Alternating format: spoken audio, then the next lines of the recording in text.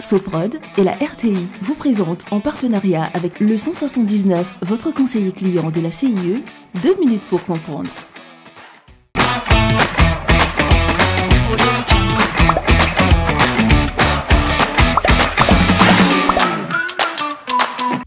Bonjour, bienvenue dans 2 minutes pour comprendre, votre capsule quotidienne qui vous aide à comprendre comment fonctionne le monde qui nous entoure. Aujourd'hui, je vais vous parler du cope des Fassa.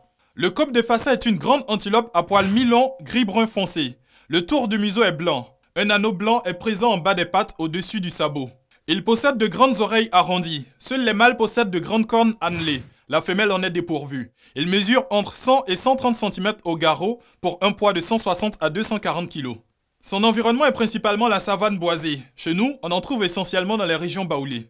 Des glandes cutanées imprègnent la fourrure d'une substance huileuse qui donne à l'animal une forte odeur musquée. La vue de l'animal est particulièrement développée. Lui est moins bonne, mais dépasse nettement l'odorat qui n'est pas très bon. La longévité espérée des copes est de 12 à 14 ans.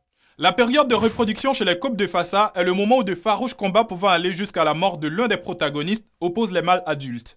Le vainqueur s'attribue un temps le harem convoité. Les femelles mettent ensuite bas entre novembre et mars après 275 jours de gestation, soit un peu plus de 9 mois. Il est sédentaire et grégaire, il n'est jamais loin d'un point d'eau.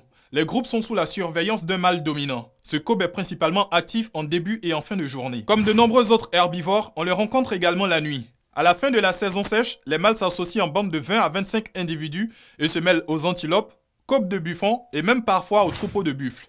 En Côte d'Ivoire, lorsqu'il vit dans les zones protégées à l'abri des braconniers, sa population a tendance à croître relativement facilement, car ses prédateurs que sont les lions, les léopards et les hyènes ont eux tendance à se faire rares. Il est ainsi assez aisé en se promenant dans la savane d'en croiser. Si vous êtes discret, vous pourrez en observer.